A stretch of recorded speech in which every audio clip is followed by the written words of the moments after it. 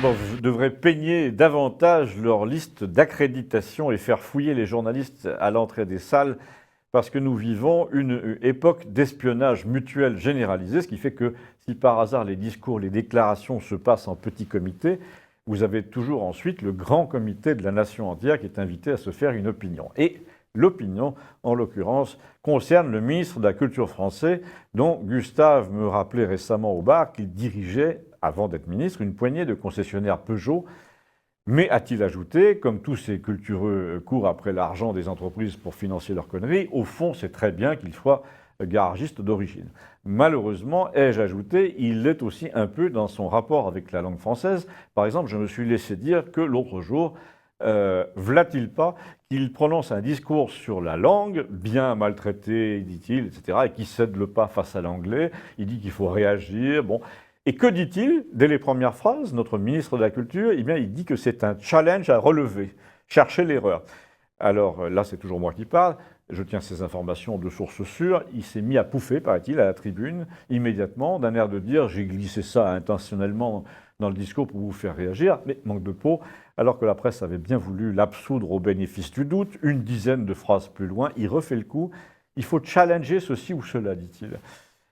Alors, au récit de cette conférence de presse, mon sang d'écrivain français n'a fait qu'un tour et j'ai raconté à Gustave que j'avais plongé dans les abysses des archives du ministère de la Culture, qui regorge de sottises sur Internet et de platitudes, mais j'en ai extrait seulement ce discours où il, le même ministre, parle de sa dernière trouvaille qui est le Pass Culture.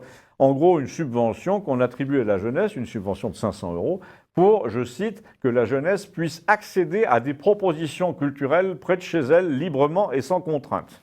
Le pass, dit le discours, les accompagnera vers l'autonomie dans leur vie culturelle et dans leur vie de citoyen. Et là, j'ai ajouté à l'adresse de Gustave, j'ai cherché un peu pour voir s'il parlait de leur vie d'homme, mais non, le pays n'est plus peuplé maintenant que de citoyens. Bon, là, Gustave, que j'y ai invité à embrayer assez sec, il a commencé par souligner que l'utilisation par ce couillon, je cite, mais je cite sans déplaisir, l'utilisation du mot « passe » alors qu'on prétend défendre la langue française va exactement dans le sens de ce que je racontais tout à l'heure sur le challenge du garagiste Peugeot qui a fait une école de commerce. C'est ça la culture Macron, c'est un garagiste ministre qui vous propose un pass culture en disant lol. Arrête, et je dis à Gustave, les garagistes, il en faut. Oui, a-t-il répondu, il en faut dans les garages. Et là, il a embrayé encore plus sec en disant à une dame qui était là et qui était, à part moi, la seule interlocutrice qu'il avait à se mettre sous la dent, j'ai lu cette histoire de pass culture dans les journaux. Alors on va donner 500 € à des jeunes pour qu'ils aillent dépenser librement et sans contrainte. C'est tellement vrai que le gosse va pouvoir acheter des jeux vidéo en ligne sur des plateformes. Mais attention, seulement si les jeux ont été créés par des ateliers français. Mais non, disait la dame, c'est une expérimentation. Vous êtes d'où, madame? De Montpellier. Eh bien, manque de chance, votre petit-fils va pouvoir recevoir ces 500 € pour acheter librement et sans contrainte des produits culturels qui vont faire de lui un citoyen, parce que l'Hérault fait partie des départements pilotes. Et quand je dis pilote, ça inclut les simulateurs de vol, ajoute Gustave. Alors moi, j'ai fait une fois de plus mon avocat du diable, assez mollement, je dois reconnaître, parce que la lecture du discours ministériel m'avait bien énervé. Je lui ai dit, mais non, la plupart du temps, il s'agit de jeux où tu vois les pyramides égyptiennes ou la Grèce antique, c'est hyper documenté, c'est pour ça. Alors là, me dit-il, tu tombes mal. L'autre jour, j'ai essayé de voir celui sur la Grèce antique chez mon neveu. Eh bien, toutes les 3 minutes, tu es obligé de tuer quelqu'un à coups d'épée, de lance, de hache. En plus, le jeu en question est tellement réaliste qu'il faut changer d'ordinateur pour y jouer parce que la plupart ne sont pas assez puissants. Alors, une fois de plus, je lui dis, mais ils peuvent acheter des livres. Attends, on va comparer, me dit-il, l'offre culturelle de ma boutique et celle de la Fnac Montpellier, si tu veux bien. Moi, je vends des livres de poche à 50 centimes d'euros. C'est-à-dire que pour le prix d'un jeu vidéo, on peut en acheter 100. Mais le ministère, lui, ne subventionne pas les achats de livres chez les bouquinistes. Ou, entre nous, tu peux acheter chez les bouquinistes Jacques Chardonne, Lanza del Vasto, Gustave Thibon et même des monographies à la gloire de l'Opus Dei si tu as envie, alors que leur offre la noix, là, concerne les livres filtrés par la Fnac. Tu sais, c'est le magasin qui rime avec Daniel Pénac. Toujours la fabrique du citoyen, donc. Eh bien moi, comme il dit l'autre, et comme disait Diogène, c'est toujours donc Gustave qui parle, je fabrique des hommes. Et moi, impitoyable, je lui réponds, comment ça tu fabriques pas des femmes mais tu n'es pas du tout dans la politique inclusive de tous ces gens du gouvernement qui disent celles et ceux. Et là, Gustave m'a dit, S'il y a quelqu'un qui sautera historiquement, c'est bien eux et c'est pas nous. Tous ceux qui ont voulu réformer l'usage ont dû ravaler leurs réformes tôt ou tard, et le plus tôt sera le mieux. Vous n'êtes pas d'accord, madame, a-t-il dit. Elle a répondu, mais moi, vous savez, je n'ai que des petites filles et pas de petits-fils. Une prépare un concours scientifique, elle m'a dit l'autre jour que les femmes qui ont besoin de charcuter la langue pour être respectées ne le seront jamais. Patron, a dit Gustave, une autre bière pour madame. Mais c'est de la bière sans alcool. Alors, une autre bière de gonzesse pour madame, a dit Gustave, et la dame a trouvé ça drôle, mais elle a précisé qu'elle ne lisait pas les livres de Christine Angot. C'est pour ça qu'elle avait de l'humour. Abonnez-vous, merci. À Campagnol, s'il y a une nouvelle qui a été commentée, c'est curieusement la décision assez sage qu'a prise le mari de la reine d'Angleterre, le prince Philippe, 97 ans, de renoncer à conduire sa voiture après un accident. Pour tout Campagnolais, le rapport était évident avec un certain Étienne de chez nous, qui a défrayé la chronique l'an passé à cause d'un accident dont les journaux locaux ont beaucoup parlé. Figurez-vous que cet Étienne, qui avait passé la journée hors de chez lui avec sa voiture pour aller voir, a-t-il dit aux gendarmes, des personnes de sa famille dans une maison, entendez par là une maison de retraite près de Millau, cet Étienne a eu un accident. Il a mordu sur un trottoir avec sa Renault Espace de 20 ans, il a renversé un pot de fleurs et il a éraflé sur 2 mètres le mur de la gendarmerie sur la route de Rodez. Le bruit a attiré du monde, 2 gendarmes sont sortis, on a dégagé la voiture et comme il pleuvait, on a dit à cet Étienne d'entrer dans le bâtiment pour remplir un constat. Ce qu'il a fait. Donc le type s'assied au milieu des prospectus là, pour s'engager dans l'armée de terre, il pousse tout ça du coude, il répond courtoisement à l'agent de service qui lit ses papiers pour remplir rapidement la feuille de constat, et le gendarme lui dit « c'est un 1 ou un 2 ici ?»« C'est un 1 » lui dit. « Quoi ? Vous êtes né en 1919 ?»« Oui, c'est ça. »« Attendez, vous avez 99 ans et vous conduisez encore ?» C'était l'année dernière. Donc. Et l'autre, très sûr de lui, très fier de son droit, lui dit « on peut commettre une erreur comme tout le monde à 99, mais je conduis sans problème. D'ailleurs, vous n'avez qu'à voir, j'ai 40% de bonus. » Alors, si nous connaissons la teneur de cette conversation, c'est que la presse locale s'en est fait l'écho, mais en tant qu'habitant de Campagnol, nous aurions pu ajouter notre grain de sel parce qu'il est vrai qu'Étienne avait gardé ses 40% de bonus parce qu'il n'y avait jamais de constat, ou presque, alors que depuis ses 95 ans, il se retrouvait quand même assez souvent les 2 roues dans un ravin ou couché sur le flanc dans un fossé. Ce dernier épisode ayant beaucoup fait jaser dans le pays parce que le pauvre gars était resté une nuit et un jour dans cette position, incapable de se dégager de sa ceinture, et qu'en fait on l'avait retrouvé à moitié inconscient, c'est-à-dire endormi, affaibli, en hypothermie.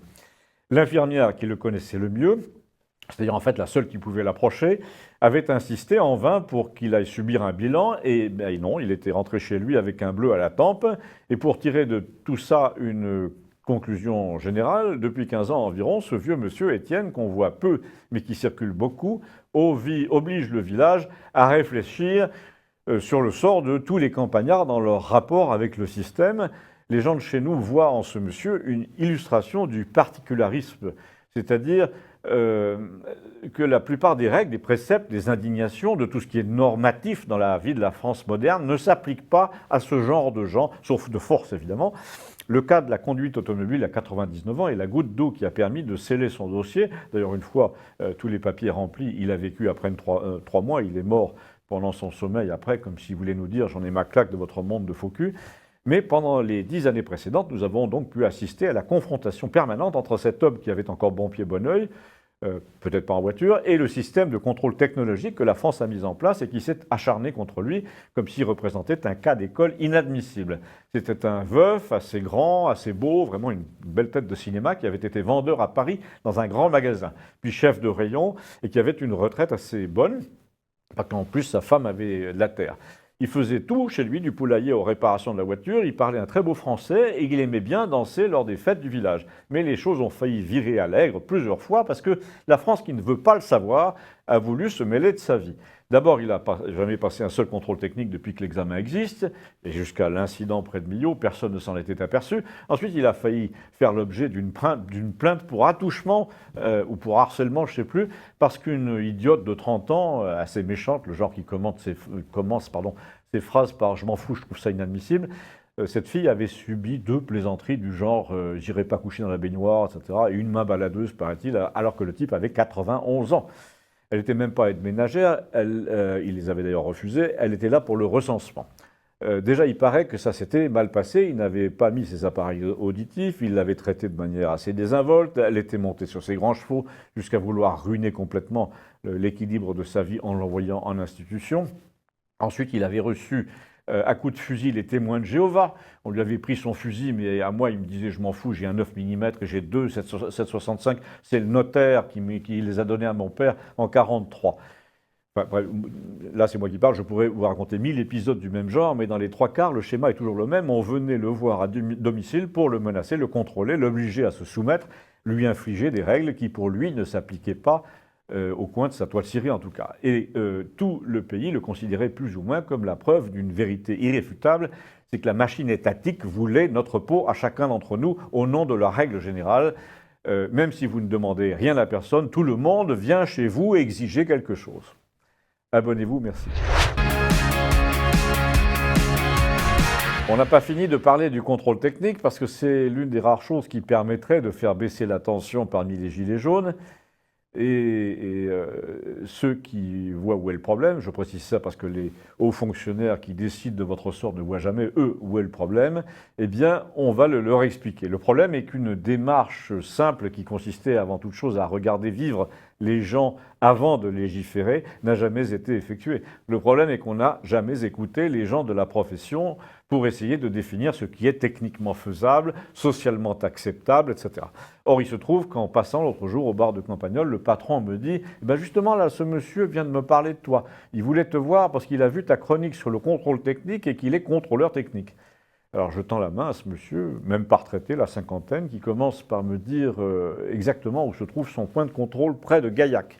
Et nous perdons là de longues minutes à dire non pas à ce rond-point, l'autre avec l'hypermarché, etc. Une fois que je l'ai rassuré en lui disant que je voyais très bien l'endroit où se trouvait son garage, je le regarde avec une certaine amitié parce que c'est un méticuleux qui jongle avec les chiffres. Il a d'assez grandes mains, une grande mâchoire, il fait du calcul mental sans arrêt. Et pour illustrer ce qu'il dit, il range sur le comptoir sa petite cuillère, le sous-boc en carton, ses clés, son porte-monnaie comme ça, histoire d'organiser son raisonnement pendant qu'il me parle. Et il me parle de quoi? De son métier. Il me dit... Au début, j'adorais faire ce métier parce que c'est un métier de détective. J'aime bien enquêter. Et là, certains véhicules ont des secrets, des vis cachées, des bricolages plus ou moins légaux. Alors ça, j'aimais bien.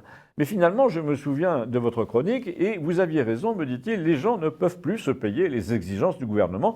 Et personne au gouvernement n'a jamais demandé aux gens comme moi quel genre de clientèle vous avez, à partir de combien les réparations sont impossibles financièrement, que font les gens quand vous leur demandez une contre-visite. Donc ça... Les soi-disant spécialistes, là-haut, vous ne le demandent jamais. Parce que leur but, ce n'est pas de coller à la vie des gens, c'est de coller aux décisions de l'Allemagne ou de Bruxelles. Moi, des véhicules allemands, j'en vois tout le temps. Je vois comment les Allemands les entretiennent. C'est l'idéal, en fait, en théorie, mais c'est impossible à faire ici. Et encore plus au Portugal. Il était portugais. Hein. Or, justement, c'est la solution allemande, évidemment, qui s'est imposée. Donc, nous sommes occupés mentalement, moralement, par ces gens qui nous imposent leur rapport à la mécanique. Et je peux vous le dire, j'ai le même. De nature, moi aussi, je suis une sorte d'Allemand. J'aime que les choses soient bien faites, bien réparées, prévisibles. Et bien là, je peux vous dire que le mal prévu est du côté du gouvernement français parce que le raisonnement économique a été bâclé dès le départ pour vendre de l'électrique, par exemple. Pour fabriquer une batterie de 1 kWh, on produit 150 kg de CO2, et je ne parle pas du CO2 que produit la fabrication de la voiture elle-même. Donc si vous prenez une Renault Zoé, par exemple, pour rattraper son déficit en termes de pollution par rapport à une voiture non électrique, il faut qu'elle roule 50 000 km. Sur le plan écologique, c'est nul. C'est pour ça que je vous dis qu'il s'agit de vendre, un point c'est tout, avec leur prime à la conversion, qui est vraiment un truc à la con, je cite toujours, pour aider des gens qui ne vont certainement pas acheter une voiture à 20 000 €, eh bien, il faudrait mieux d'aider les gens qui ne peuvent pas payer les réparations et qu'on retrouve ensuite dans la nature et qui n'ont pas passé le contrôle depuis 5 ans. Avec le prix que vous mettez sur l'incitation à acheter un seul véhicule électrique, eh bien, vous pouvez faire réparer 10 véhicules traditionnels et aider donc 10 personnes au lieu d'une. Le patron du café a fait observer qu'on avait obligation d'immobiliser le véhicule. Mais notre professionnel l'a dit, mais les gens ne se présentent même plus, c'est simple. Ils encourent 135 €, ils le savent. Ils prennent les petites routes et s'ils se font prendre, on leur vole le véhicule. La gendarmerie le fait enlever. Après, vous retrouvez le type en question comme un fou, nous dit-il, dans son patelin de campagne, avec ses 2 enfants à la maison et pas d'autobus. Il prend un fusil de chasse et il menace les gendarmes. Alors moi je dis, bravo, une réglementation européenne qui finit le fusil à la main, eh ben, c'est qu'il y a quelque chose qui tourne pas rond. En plus, vous aviez raison, conclut-il, les gens quand ils attendent chez moi, on dirait qu'ils viennent de passer un scanner à l'hôpital, sans déconner. Il y en a qui se flingueraient quand on leur annonce que la voiture est malade. C'est marrant, mais la Sécu rembourse les réparations pour une tumeur au genou, par exemple, mais pas pour une rotule de direction. Or, quand on y réfléchit, la dépense est tout aussi insupportable pour les gens modestes. Elle revient au même, c'est un organe essentiel. Bon, eh ben, il faut que j'y aille, nous a-t-il dit, et notre conversation s'est arrêtée là, mais cette comparaison avec la sécurité sociale et la santé humaine m'a frappé. Je vous la soumets donc. Abonnez-vous, merci. Le patron du café est un facétieux, un marrant, comme disent les gens de Campagnole. D'autres diraient qu'il est bon commerçant et qu'il fait des animations dans son bar. Pour ma part, je préfère dire qu'il se garde d'avoir des opinions pour ne pas perdre la clientèle qui ne serait pas d'accord, donc il n'a pas d'opinion officiellement, il préfère s'amuser. Vous allez voir comment il entretient l'animation sans avoir l'air d'y toucher. Il a utilisé un bocal à poisson rouge qui ne servait plus pour inviter les gens à y déposer leurs questions sur un petit papier au coin du bar, à côté de la machine à glace. Et quelles questions? Et à qui? Ben, c'est là toute la question, justement, mais des questions au président, puisqu'on le voit sans arrêt en train de rencontrer des maires de campagne qu'au comptoir, depuis le début de son opération, la main propre, ou plutôt je m'en lave les mains, les gens te disent « mais pourquoi on ne lui pose pas telle question ?» Quel genre de question, vous allez me dire? Ben, je vais vous en lire 2 ou 3. Et c'est en fait Gustave, toujours lui, qui a dit au patron du bar, quand il a eu l'idée, si ton bocal à poisson rouge se remplit de questions qu'on ne peut pas poser au président, si tu veux, j'irai le porter à Paris, ou plutôt chez Sud Radio à Toulouse, pour dépouiller le résultat, comme dans mon émission italienne favorite, là, qui s'appelle Striscia la Notizia. Alors oui, je rappelle que Gustave est d'origine italienne et que parmi les raisons qu'il a d'admirer son délicieux pays, il dit que la démocratie télévisuelle est bien plus avancée que la nôtre en Italie, ce qui n'est pas difficile puisque la nôtre recule. Par exemple, donc, dans cette émission qu'il adore, nommée Striscia la Notizia, ils ont trouvé 2 animateurs humoristes pour aller livrer en direct chez le Premier ministre une énorme urne carrée pleine des doléances des gens de base. Donc ils entrent comme ça dans le bâtiment du ministère avec les caméras, ils versent directement les questions écrites sur la table, on n'empêche personne de filmer, parce que quand il s'agit de questionner le pouvoir, les Italiens, toujours dans cette même émission, eh ben, ils n'y vont pas par 4 chemins. Par exemple, l'animateur galope après un parlementaire dans les couloirs pour lui demander où il a mis l'argent, et si ce qu'on dit est vrai, qu'il entretient sa villa de Sardaigne avec de l'argent public, etc. Il y a encore mieux, nous dit Gustave, alors qu'en France, quand un animateur fait un esclandre en présence d'un ministre sur un plateau, ce qui n'arrive presque jamais, il n'est pas réinvité, il devient un pestiféré, on ne le voit plus. Eh bien, en Italie, c'est le contraire. On le voit tout le temps et de plus en plus. Il y a comme ça un type nommé Vittorio Sgarbi en Italie, qui est tantôt de droite et tantôt de gauche, et qui invective tout le monde sur les plateaux de télé en disant aux anciens ministres qu'il tutoie « Tu es un voleur, tu es un menteur !» Alors ça met évidemment beaucoup d'ambiance, nous dit Gustave. D'ailleurs, tu peux aller voir toi-même sur YouTube, il a sa chaîne. Alors, vous avez l'adresse sous l'écran, je vous les mettrai, mais à défaut, vous cherchez sur YouTube Vittorio, avec 2 T, Sgarbi, S-G-A-R-B-I. Vous regardez le sujet où il y a l'invective, par exemple, Di Maio, l'homme politique, et tout ça pour dire quoi? Pour en revenir à notre bocal à poisson rouge, plein de questions au président qui ne seront jamais posées dans les salles des fêtes, et que Vittorio Sgarbi, lui, n'hésiterait pas à lui poser en direct. L'autre jour, j'ai demandé au patron du bar si on pouvait comme ça piocher parmi les questions anonymes de quoi se faire une idée dès maintenant. Il m'a dit « mais oui, si tu les remets dans le bocal, pas de problème ». Au contraire, m'a-t-il dit « vas-y, ça m'amuse ». Donc je prends 4 papiers comme ça, et au moment de les lire, je demande, comme vous sans doute, pourquoi lors de ces exercices de prétendue démocratie publique avec le président, qui fait son numéro dans le genre « même pas peur, réponse à tout », pourquoi, dis-je, il n'y a pas une heure réservée à ce qui sort d'un bocal quelconque à poisson rouge, d'une urne scellée sans filtre? On me dit qu'il y aurait des injures. On peut toujours appliquer un filtre à injures, comme nous l'avons d'ailleurs fait au bar de Campagnole, parce que la seule règle était de terminer par un point d'interrogation et de rester dans la correction, afin que la chose soit vraiment formulée comme une question polie. Donc de mémoire, je vous cite plusieurs que j'ai pioché et puis replié pour les remettre dans le bocal. Il y avait « Monsieur le Président, que comptez-vous faire demain pour faire voler en éclats tous les privilèges scandaleux des employés de l'électricité ?» Monsieur le Président, que comptez-vous faire demain pour faire cesser complètement le démarchage téléphonique qui empoisonne la vie des vieux, même quand ils s'inscrivent chez Blocktel?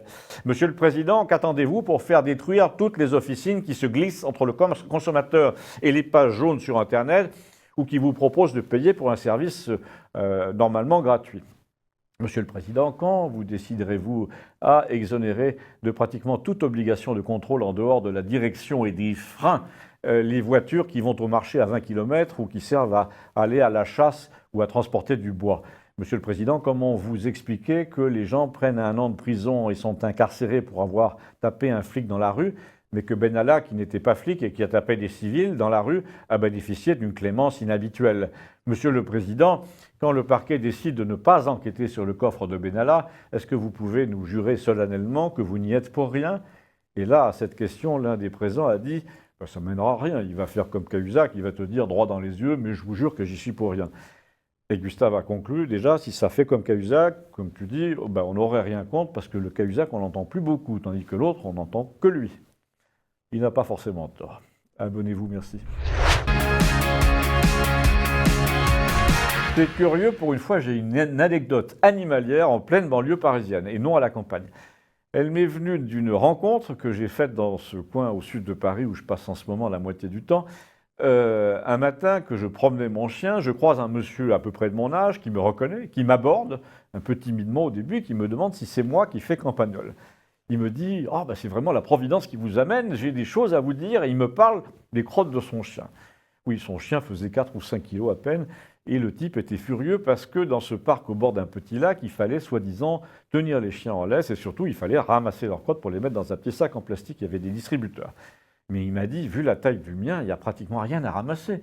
Il ajoute, en fait, la plupart des animaux sauvages, comme les canards, les cygnes, les mouettes, les corbeaux, les renards, les daims ici, parce qu'il y en a beaucoup, viennent faire des crottes qui sont 2 fois plus grosses que celles de mon chien, mais vous aurez toujours des rouspéteurs qui vous dénonceront aux gardiens pour n'avoir pas ramassé. En plus, il me dit, ça ne se passe même pas sur le chemin, c'est gros comme une olive et c'est dans l'herbe.